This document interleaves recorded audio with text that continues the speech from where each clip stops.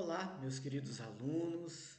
Estamos juntos mais uma vez para refletir um pouco sobre os caminhos do pensamento filosófico e com Marx o pensamento social também, unindo as duas coisas, né? Nós temos então um dos grandes pensadores, tanto da filosofia quanto da sociologia, economia, né, de todos os tempos.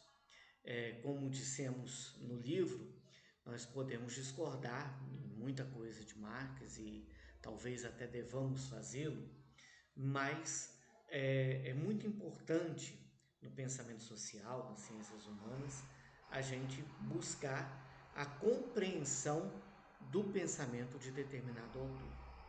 Então, da mesma forma como nós estudamos outros pensadores e defendemos tal pensamento, a mesma coisa se dá com Marx, né? A gente vai, de certa forma, assumir o pensamento dele, entrar em seu mundo para que possamos compreendê-lo.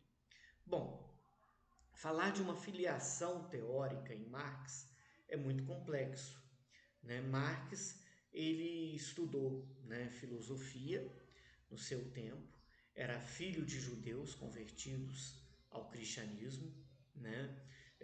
Todo um problema que se tem aí quando se fala dessa conversão, porque praticamente os judeus eram obrigados a se converter, né, para que pudessem até exercer funções sociais, né, políticas, em seu tempo.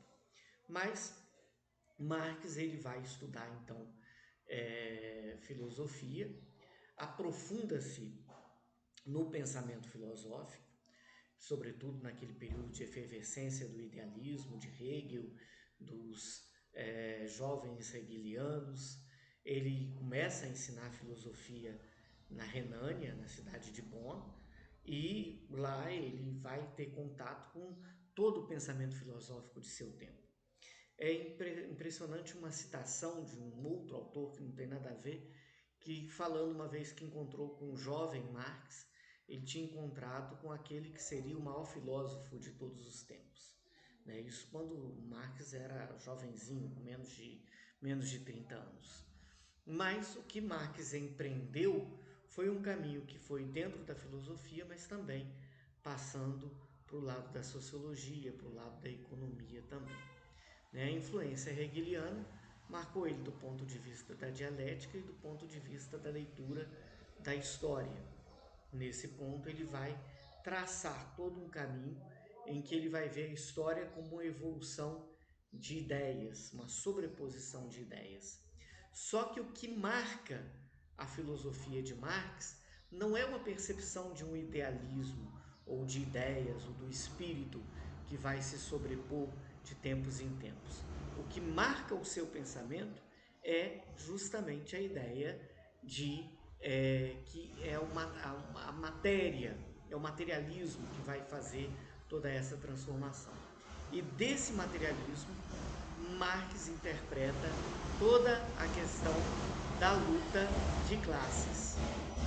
A luta de classes que passa a ser, na compreensão marxiana, o motor da história.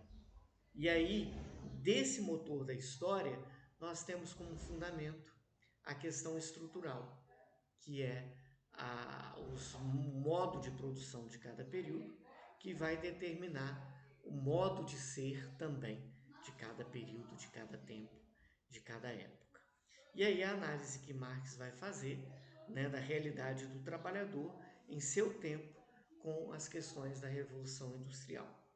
Então ele deixa o materialismo de Feuerbach, eu cito no início do texto, que é um materialismo que não sai do campo da ideia, porque Feuerbach simplesmente critica a ideia de Deus, critica que é que o homem deveria assumir os seus problemas, mas Marx aponta, olha, o problema da humanidade é o modo de produção.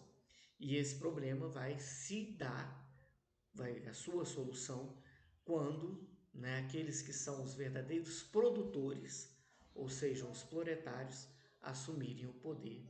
E aí, através da ideia dele, através da revolução. Conceitos de alienação, de mais-valia, o próprio conceito da tomada do poder, o conceito da revolução. Isso nós iremos tratar mais na próxima semana.